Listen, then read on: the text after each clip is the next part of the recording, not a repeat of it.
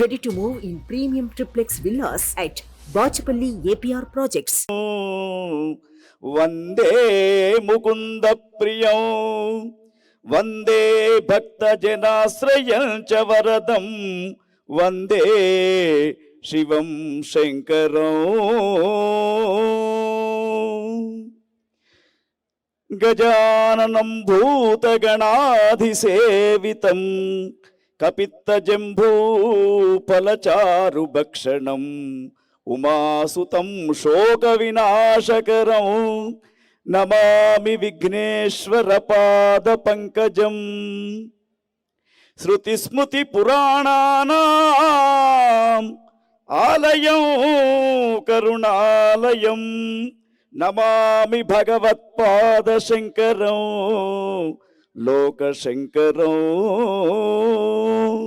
సదాశివ సమారంభాం శంకరాచార్య మధ్యమాం అస్మదాచార్య పర్యంతం వందే గురు పరంపరాం. వాగర్థావివ సంపృక్తౌ వాగర్థ ప్రతిపత్తయే జగతః పితరౌ వందే పార్వతీ పరమేశ్వరౌ. కరీంనగర్ పట్టణంలో విశేషమైనటువంటి ప్రఖ్యాతిగాంచినటువంటి సుమన్ టీవీ వారి నిర్వహణలో శివ మహోత్సవం అనే కార్యక్రమం ఇప్పుడిప్పుడే ప్రారంభించబడ్డది.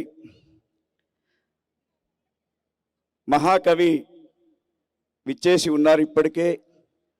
అదేవిధంగా దక్షిణ కాశీ ధర్మపురి క్షేత్రం వేద పండితులంతా కూడా మరి ఈ మహాశివరాత్రి రోజున మననాన్ త్రాయతీతి మంత్ర అని చెప్పేసి వేద మంత్రోచ్చారణతో ఆ శివలింగానికి అభిషేక కార్యక్రమాన్ని చేయబోతూ ఉన్నారు. అయితే ఈరోజు ఇక్కడ మన ఎస్ఆర్ఆర్ గ్రౌండ్స్లో నిర్వహిస్తున్నటువంటి ఈ విశేషమైనటువంటి కార్యక్రమం ఎంతోమంది దాతల యొక్క సహకారంతో నిర్వహిస్తూ ఉన్నారు. మరి శివరాత్రి యొక్క ప్రాధాన్యత ఉదయం నుండి టీవీలలో చూస్తూ ఉన్నారు. అయితే అలంకార ప్రియో విష్ణు అభిషేక ప్రియ శంభు నమస్కార ప్రియో భాస్కర. మహాదేవుడైనటువంటి శివునికి అన్నిటికంటే ఏది ఇష్టమంటే అభిషేక కార్యక్రమం ఇష్టం అని చెప్పేసి పంచామృతాలతోటి అభిషేక కార్యక్రమం చేస్తే మనలో ఉన్నటువంటి మానసిక శారీరక రుగ్మతలన్నీ ఆ పరమేశ్వరుడు తీసివేస్తాడని చెప్పేసి సుమన్ టీవీ వారు చక్కని కార్యక్రమాన్ని ఇక్కడ ఏర్పాటు చేశారు. అయితే మరి శివుని యొక్క శివతత్వం కానివ్వండి, శివుని యొక్క గొప్పతనం కానివ్వండి తెలుసుకుంటే మనకు ప్రతి మాసంలో ఒక శివరాత్రి వస్తూ ఉంటుంది. దానిని మాస శివరాత్రి అని చెప్తూ ఉంటాం.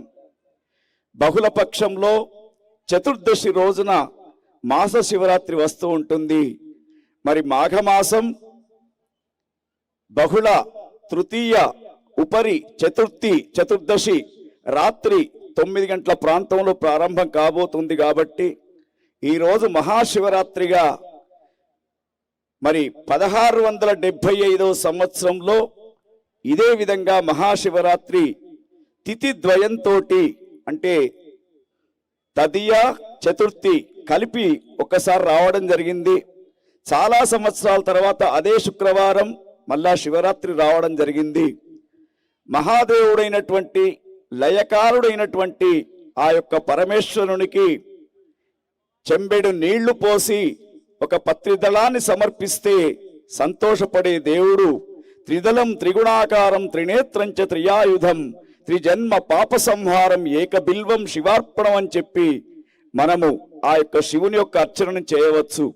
అయితే మహాశివరాత్రి కాబట్టి ఈ రోజున ముఖ్యంగా మనకు కార్యక్రమం కొంత ఆలస్యంగా ప్రారంభమైంది. కాబట్టి మరి అక్కడ అభిషేక కార్యక్రమం కూడా మనమంతా కూడా చూడాలి. తర్వాత చిన్నారి బాలబాలికలంతా కూడా చక్కని మరి నృత్య ప్రదర్శన నాట్యాలు చేయడానికి వారు కూడా సంసిద్ధంగా ఉన్నారు. కాబట్టి శివతత్వం గురించి చెప్పుకోవాలంటే చాలా ఉంటుంది, కానీ మనం సమయాన్ని బట్టి చూడాలి.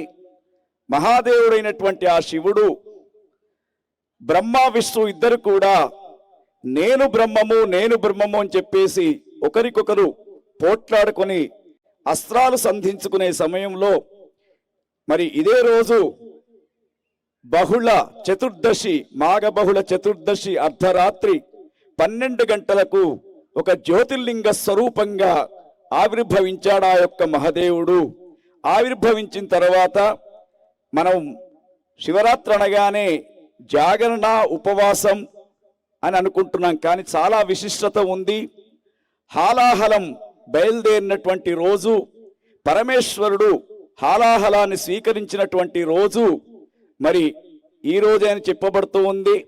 తర్వాత జ్యోతిర్లింగ స్వరూపంతో ఆవిర్భవించినటువంటి ఆ స్వామి ఈ బ్రహ్మ విష్ణువుకి ఇద్దరికి కూడా ఒక పోటీ పెడుతూ ఎవరు ఆది తర్వాత 2 భాగాలను, పై భాగాన్ని కింది భాగాన్ని ఎవరైతే ముందు తాకి వస్తారో వాళ్ళే బ్రహ్మం అని చెప్పిన తర్వాత హంసవాహనారూఢుడైనటువంటి హంసవాహనం పైన బ్రహ్మ పైకి వెళ్ళి దాన్ని తాకడానికి ప్రయత్నం చేస్తాడు శివలింగాన్ని.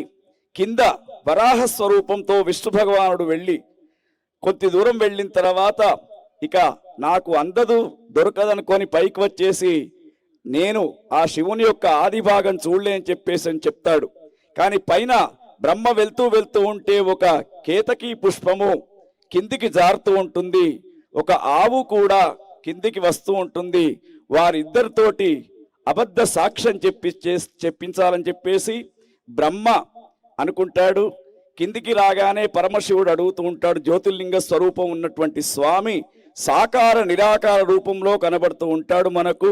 మరి ఆ లింగ స్వరూపం అనేది మనకిక్కడ నిరాకార స్వరూపం, సాకార స్వరూపంతో స్వామి కనబడుతూ ఉంటాడు.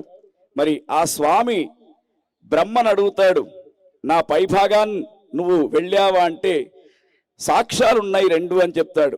ఒకటి కేతకీ పుష్పం, మొగిలి పువ్వు, రెండవది ఆవు. ఆ రెండింటిని కూడా అడిగితే కేతకీ పుష్పం అవును పైభాగానికి వెళ్ళి వచ్చాడని చెప్పి అబద్ధ సాక్ష్యం. గోమాత కూడా ముందు తలభాగం వెళ్ళినట్టు తల ఊపుతుంది, కానీ వెనుకకున్నటువంటి తోక ఏదైతే ఉందో అది కాదు అన్నట్టు చూపిస్తూ ఉంటుంది. అప్పుడు వెంటనే ఆ బ్రహ్మను పంచశిరస్సులతో ఉన్నటువంటి బ్రహ్మ యొక్క ఒక శిరస్సును తీసేయడం, తర్వాత బ్రహ్మకు ఒక శాపం కూడా పెట్టడం జరుగుతూ ఉంటుంది. నీకు కలియుగంలో నీ దేవాలయం కానీ నీ అర్చన కానీ ఎక్కడ కూడా జరగదు. అప్పుడు బ్రహ్మ బాధపడుతూ ఉంటే కొన్ని ఉత్సవాలు మాత్రం నీ పేరు మీదే నడుస్తూ ఉంటాయి, దాన్నే బ్రహ్మోత్సవం అని చెప్పేసి చెప్తూ ఉంటాం. మరి తిరుమలలో కానివ్వండి, మిగతా ఏ దేవాలయంలో కానివ్వండి, బ్రహ్మోత్సవం అనే కార్యక్రమాలు బ్రహ్మ పేరు మీద ప్రారంభం చేస్తారు. మరి ఆ విష్ణు భగవానుడు స్థితికారకుడా, సృష్టి స్థితి లయకారులుగా ముగ్గురు పాలన చేస్తూ అదే రోజు మరి దుష్టులను సంవరించడానికి శివుని దగ్గర విష్ణుమూర్తి సుదర్శన చక్రాన్ని తీసుకున్నట్టు మనకు మహాశివ పురాణంలో ఒక కథ కూడా ఉంది. తర్వాత ఆ చక్రాన్ని తీసుకున్న తర్వాత వెంటనే అతడు శివ సహస్రనామ స్తోత్రాన్ని కూడా ఇదే రోజు చేసినట్టు మనకు పురాణ గ్రంథాలు తెలుపుతూ ఉన్నాయి.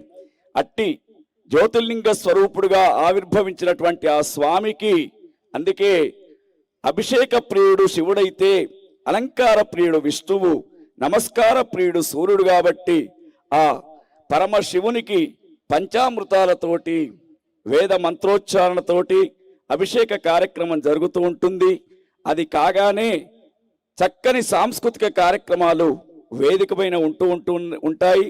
మరి శివతత్వాన్ని అర్థం చేసుకుంటే ఒక కుటుంబం ఏ విధంగా ఉండాలో, ఉమ్మడి కుటుంబ వ్యవస్థ ఏ విధంగా ఉండాలో శివ కుటుంబం చెప్పుతూ ఉంటుంది. శత్రు జంతువులను ఒకే దిక్కు ఉంచుకుంటూ కూడా సామరస్యత పాటిస్తూ ఉంటాడు ఆ యొక్క పరమేశ్వరుని యొక్క కుటుంబం. అటువంటి కుటుంబం ద్వారా మనం సుమన్ టీవీ నిర్వహిస్తున్నటువంటి ఈ యొక్క కార్యక్రమంలో అందరం కలిసిమెలిసి ఉండడం, ప్రాంతం కానివ్వండి, రాష్ట్రం కానివ్వండి, దేశం కానివ్వండి సుభిక్షంగా ఉండాలని చెప్పేసి, మరొకటి ఏమిటంటే ఈ శోభకృతనామ సంవత్సరం తర్వాత వస్తున్నది క్రోధినామ సంవత్సరం కాబట్టి, మరి ఈ శోభకృతనామ సంవత్సరంలో వచ్చినటువంటి శివరాత్రి ప్రతివారు పార్థివలింగ పూజ చేసుకోవాలి. కలియుగంలో పార్థివలింగ పూజ చాలా విశేషమైనది కాబట్టి రాత్రి 12 గంటల దాకా మెలకువతో ఉంటూ ఆ స్వామికి ఇష్టమైనటువంటి మారేడు దళాన్ని ఏకబిల్వం శివార్పణం అని చెప్పేసి పెట్టేసిన తర్వాత మరి అనారోగ్యంతో ఉన్నటువంటి వారు అక్కడికి ఆ యొక్క దీక్ష విరమణ చేయవచ్చు. ఆరోగ్యంగా ఉన్నటువంటి వారంతా మాత్రం ఉదయం దాకా చక్కగా ఇక్కడ జరిగే కార్యక్రమాలను చూస్తూ ఉత్సవాలను తిలకిస్తూ ఆ పరమేశ్వరుని యొక్క కృపకు పాత్రులైతారని కోరుకుంటూ, మరి వేద పండితులు వారు సంసిద్ధంగా ఉన్నారు కాబట్టి మరి అభిషేక ప్రియ శంభుహు, ఆ అభిషేక ప్రియుడైనటువంటి శంకరునికి చక్కగా వేద మంత్రోచ్చారణతో అభిషేకం జరుగుతూ ఉంటుంది. పంచాక్షరీ మంత్రమైనటువంటి ఓం నమ శివాయ అనుకుంటూ మీ మనస్సులలో ఈ అభిషేక కార్యక్రమాన్ని చూస్తే చాలు, మీరు అభిషేకం చేసినంత పవిత్రత మీకు వస్తూ ఉంటుంది. మరి ఓం నమ శివాయ షడక్షరి మంత్రం, ఆ షడక్షరి మంత్రంతో పంచాక్షరి మంత్రంతో శివ సాయుధ్య సిద్ధి పొందవచ్చని చెప్పేసి మనకు పురాణ గ్రంథాలు తెలుపుతూ ఉన్నాయి. నమ పార్వతీపతయే హర హర మహాదేవ అనండి. నమ పార్వతీపతయే హర హర మహాదేవ.